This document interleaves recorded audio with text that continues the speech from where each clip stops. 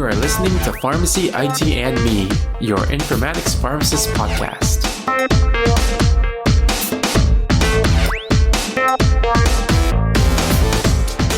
Hey everyone, this is Tony Dow, and welcome to another episode of Pharmacy, IT, and Me. And as with every episode, we start off this one stating that the intended audience is everybody. And today we'll be speaking with our special guest, Dr. Beth Breeden, on what her role is in pharmacy technology and pharmacy informatics. So thank you again so much for taking some time to be on the podcast, Beth. How are you doing today? I'm doing great, Tony. Thank you so much, and I'm delighted to be here. Great. Looking forward to talking to you. And just before we get started, can you tell the listeners a little bit more about yourself? Oh, I'll be happy to. So I'm a pharmacist by training in education and informatics through experience and training as well, too. So in Nashville, Tennessee at Lipscomb University's College of Pharmacy, I've had the chance to work in community pharmacy and health system pharmacy for several years, and then also moved into the informatics space probably about 25 years ago. Had the opportunity to move into areas, product development with a company that created electronic medical records. So they wanted a product manager who was a pharmacist.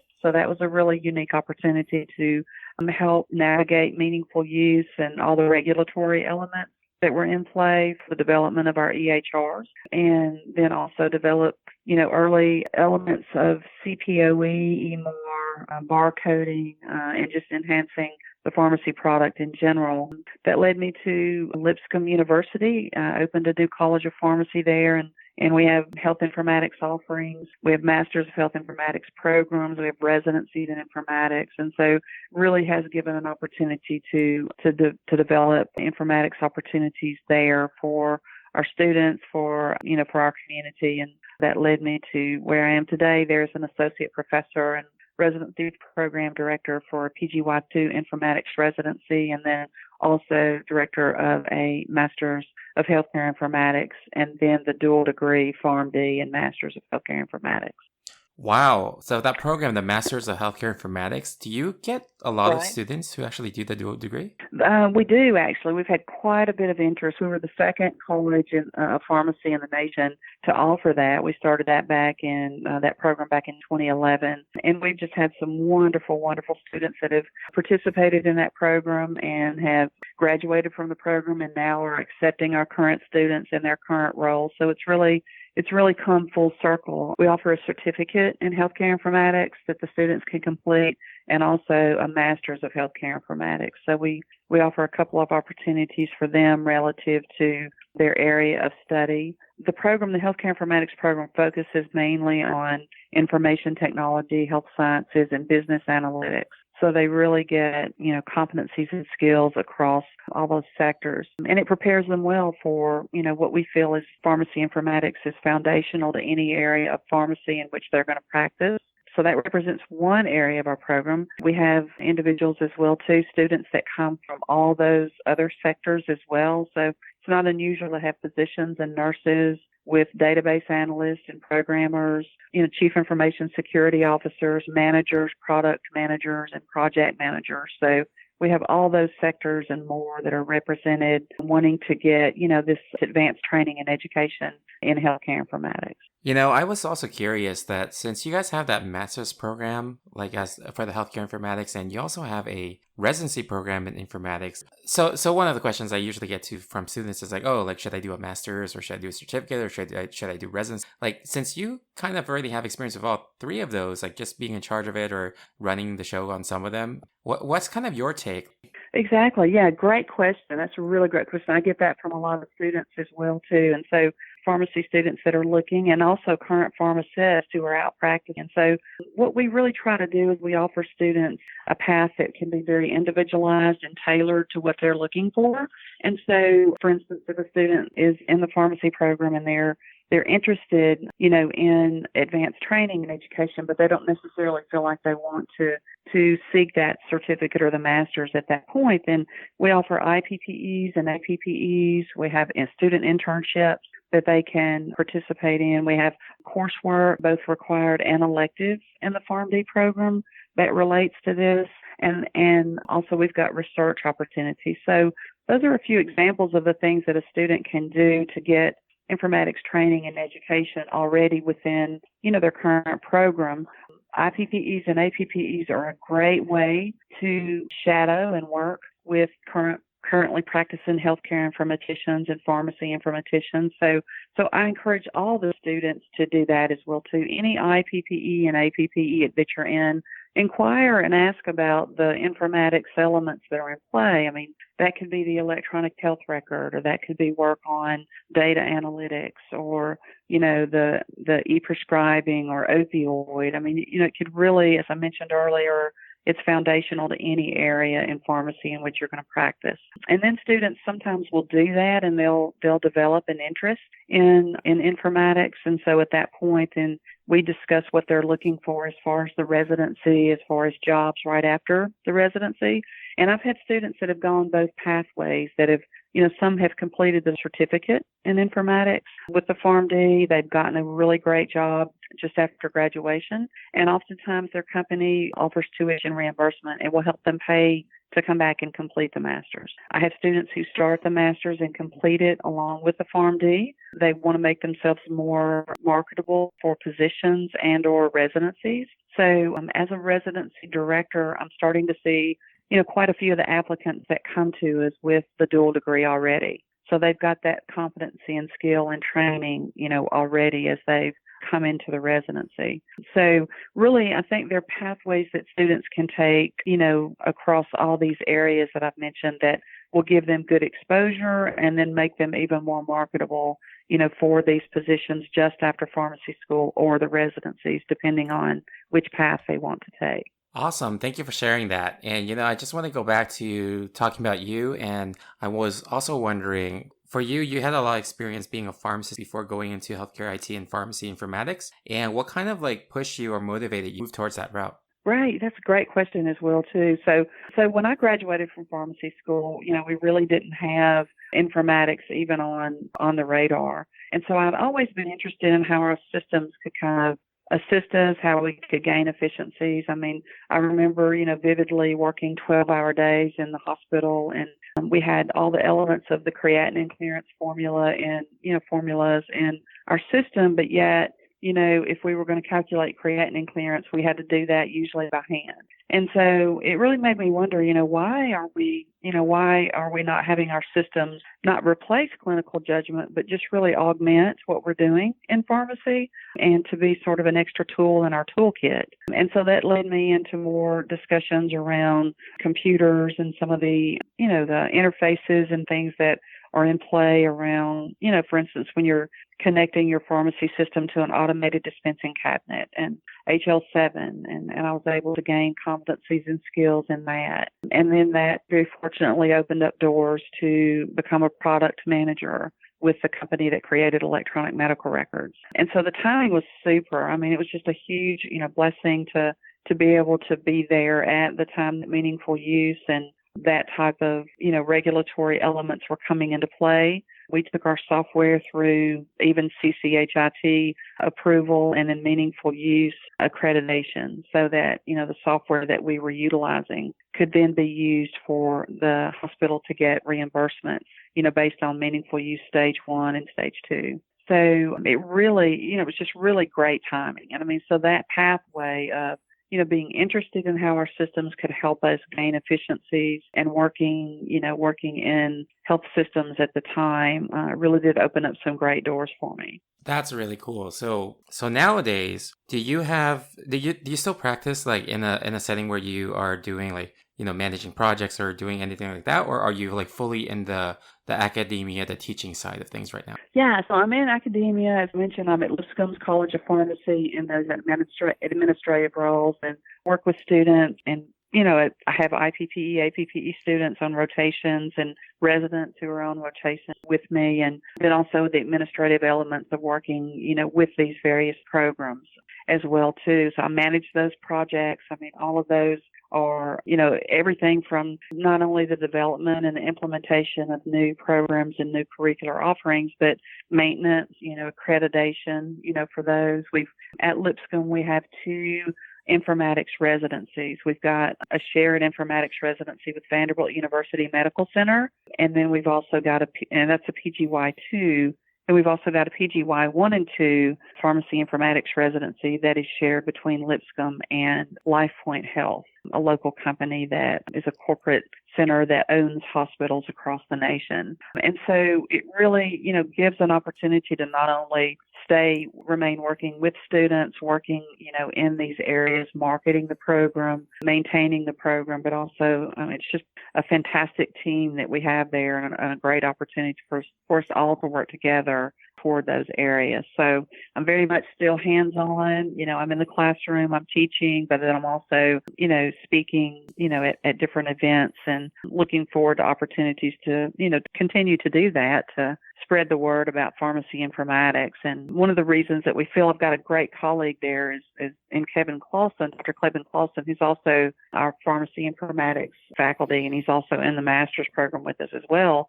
And so we really do get a chance to speak at lots of different conferences and share information about our programs, and then specifically opportunities for students, who might be in a program that don't have informatics curricular offerings. So we receive a lot of questions from students, from other programs about opportunities, about the residency itself and things like that. So all of those things kind of fall under the buckets that I sort of work in and what I do. So I really do enjoy managing a lot at one time, and it really gives me a chance to stay really current in a lot of different areas as well. Yeah, that's really cool. So in your setting, you do have a lot of interaction with students. And I guess, I wonder for you, what's the overarching message that you would want to give to students out there who are, just being interested in informatics or, not really sure about it yet? Right. That's great questions as well, too. So some of the really neat things that I like to tell students is, first, don't ever tell yourself no. There's many ways that students can look at informatics and think, okay, I'm not a computer science major, or I'm not working for a company right now in a health, informatics role, or, maybe I don't know programming. I'm not a programmer per se. And so don't ever tell yourself no. Always look at the opportunities. Again, as I mentioned earlier, sort of to echo that comment about when you're on rotations or, those types of things, when you're on your IPPEs or your APPEs, always ask that preceptor about opportunities to look at informatics projects, because I can promise you that at a very minimum, they're going to have some type of computer system or information system that they're working with.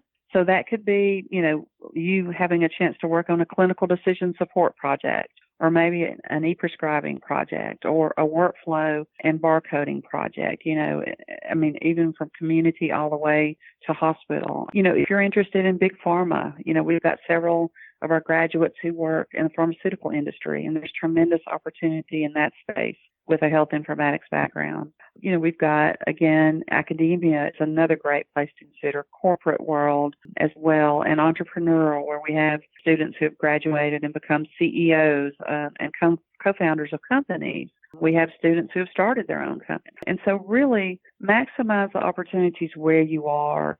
Again, it's just very simply, I'm interested in this space and I'd like to maybe have an opportunity to work on some projects while I'm here on this rotation. Or, reach out to your professors at the program. There's always great networking and connectivity that can occur where, a student could indicate that interest and, reach out to, and that professor, and that college usually has great connections and great preceptors where they can help match a student together to be able to see what that's involved. So irrespective of where you are now, you can always start by just doing that. Listening to these great podcasts that you offer, Tony, is a wonderful place for a student to start, because you've collected a great body of work that spans many sectors, and that all of these students, these folks that you're interviewing, and then those that are graduates and out in the space right now we've all had to start somewhere. And so it's just a real blessing. I've had mentors and influential pharmacists and healthcare and business leaders that have been instrumental in my path and have helped me. And so it's a real blessing to be able to do that now with students. So, we're happy for students to reach out to us, to offer, to ask about opportunities and feedback. I'm not sure if you're going to add the contact information or not, but would love for students to reach out to us. And those that are interested, practicing pharmacists and others that are, interested in this space, we're really excited to share this. And we have great information on the website as well, too. So you can just look at Lipscomb University and the Masters of Healthcare Informatics program to look at that. Our email is healthcareinformatics@Lipscomb, and that's LIPSCOMB.edu. So shoot us an email. We'll be happy to offer feedback and offer that information. But that's the best place to start, and it will lead you on a path that'll be a very fulfilling career and tremendous amounts of job opportunities in the space right now. So that's even more exciting. That's really awesome. Thank you for sharing that. And I will put that in the show notes so people click on it to send you guys an email. You have a lot of extensive experience in healthcare informatics and pharmacy informatics. And I was wondering, just on a personal note, like, what was your most rewarding experience in the many years that you've been in practice? Wow, you asked some really great questions. I can tell you do this often. So those are great questions, Tony. I think the most rewarding experiences, or very rewarding experiences, include working with many different students, many different folks who are interested in this space, giving them a chance to see that, yes, it is an opportunity for them to move into this area if they choose, and really having a chance to open those doors for them. I mean, that's exactly what is joyful and a blessed part of what I get to do on a daily basis, and that's really just seeing students advance and grow in the space when they get a chance to look at it. I mean, I want them to always have a chance to look at opportunities, whether it's shadowing, internship, things like that, courses, so they can see if this is, in fact, an area that they're interested in. And if it is, then, again, we try to personalize that. What are you looking at, a residency? Are you looking at a job afterwards? If you're looking at a job, then is it going to be something that you want to be in a corporate environment or entrepreneurial and you want to start your own business,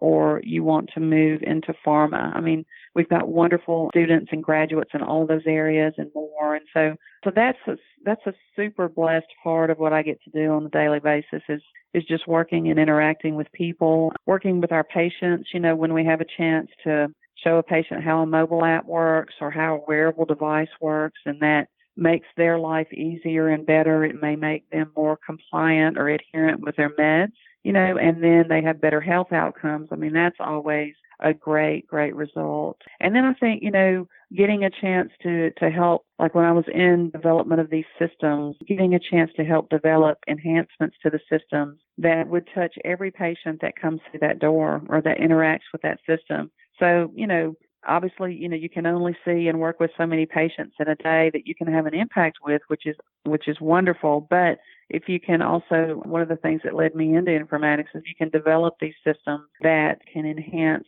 the full, sort of optimize the full delivery of healthcare and enhance health outcomes, then, you've really maximized the effort as well, too, there. So I think those are a few of the really exciting parts of what I've had the opportunity and been very fortunate to do, and in turn trying to open up those doors for those coming up behind me. That's awesome. That's really awesome. And, just before we kind of conclude out, I wanted to make sure I ask you about this. I'm really interested to hear about what you've experienced with blockchain. From what I understand, in your area, like in Nashville, there's a lot of activity around blockchain right now, and Lipscomb is heavily involved with that. So can you kind of just talk a little bit about that? Oh, I'll be happy to. Yeah, blockchain we're super excited about. I mean, it's really sort of the next level of what we're looking at as far as its potential in health. So for your listeners who may not be familiar with blockchain, you're probably familiar with its most notable application, and that's Bitcoin, the the currency that you're able to share from peer to peer without a trusted, like a third party, like a bank or someone having to be involved. So it's sort of almost like as easy as sending an email. You could send a payment with this currency. And so blockchain is the platform on which that is based. So blockchain is really like a tremendous platform, great opportunities with distributed ledger technology that we are looking at not only in the financial space, but in the healthcare space and across multiple industries are looking at its potential. And so, again, to mention Dr. Kevin Clausen from our program, he brought blockchain to us and the research that we've been able to do and publications in that area. And we've even had one student who graduated from our master's program who started his own blockchain company, and he's now CEO with a second company. So we are really exposing students to its potential. We're looking and evaluating opportunities from in pharmacy, for instance. Some of the really attractive and low-hanging fruit opportunities include supply chain management. It also includes provider credentialing.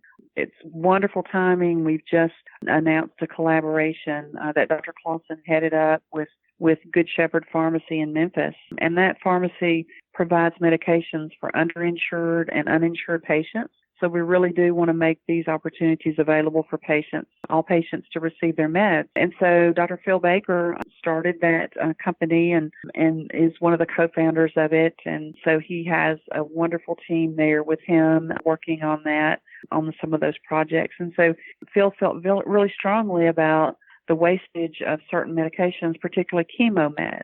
And so we are working on projects for the first node, so to speak, or the first member of that consortium, where we'll manage and put those transactions about donated medication on the blockchain. And so Lipscomb is excited to be a part of that effort where that will assist. So, for instance, if you've had, you have these really high cost chemotherapeutic agents that are prepackaged, they're all within their certain, package, then those can be redistributed to patients in need or patients that may not be able to afford them. And so we can track and trace that, on the blockchain. There's tremendous work that's going on with supply chain, as I mentioned, where we can, track and trace those medications all the way through the drug supply chain. And so obviously with an eye toward the Drug Supply Chain Security Act and what all's involved in those requirements to be able to ensure that you've got, the provenance of that product and you can trace where that product is. So those are interesting elements in pharmacy. I mean, I think sometimes people think, okay, that maybe won't impact me, but there's lots of other areas that are looking at this right now. For instance, Walmart and IBM have teamed up to use blockchain to trace the supply chain of certain of their vegetables. So if you have, romaine lettuce, for instance, that has developed and is carrying a foodborne illness, then right now it takes several days to be able to track that back to the original supplier. And so what do we do now? We just throw out that full food source. And some of that may be non-contaminated. And so they can, within a matter of a few seconds, track and trace the source of all of those products so that they could identify which products came from that area that would carry that foodborne illness and which ones would be safe to consume. So there's a lot of really practical ways that that's being used, but we're super excited about the healthcare and what we're starting to see in that space, and we're very eagerly and aggressively moving forward with our students to be able to do research projects and to work with companies and to look at elements of how we can develop new and innovative technologies around blockchain. It's a tremendous platform. It's not the answer for everything. We're certainly approaching this that we want to match, the solution to the problem in a, very thoughtful and process and with due diligence. I mean, we just don't want to say blockchain's the answer for everything, but it really is gaining momentum, developing potential, and that's something that our students really do get to be immersed in as part of both the pharmacy program and the informatics programs as well. Wow, that's really cool. Yeah, that space is like a really cool space. Just like I'm just excited just to learn more about it. And just going off of that, like if people were, if people had questions that they wanted to ask you or reach out specifically to you, what's the best way for them to reach you at?